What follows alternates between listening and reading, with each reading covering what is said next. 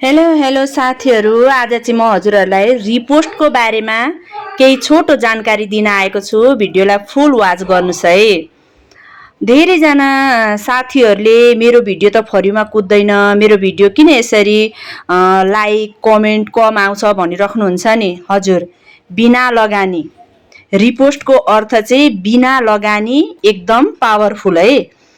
हजुरहरूले भिडियो जुनसुकै साथीहरूको भिडियोहरू फरिमा कुदिरहेको हुन्छ नि, त्यो भिडियोलाई चाहिँ फुल वाच गरेर 5वटा अप्सन पुरा गर्नुपर्ने हुन्छ।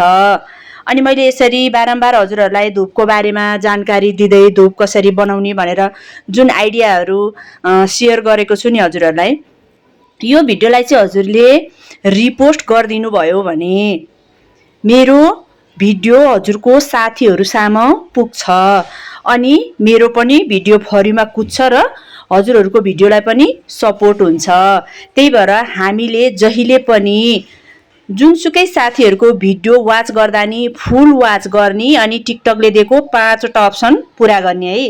यसमा चाहिँ रिपोस्टको त्यति धेरै इम्पोर्टेन्ट हुन्छ। हजुरहरूले फुल वाच गर्नु।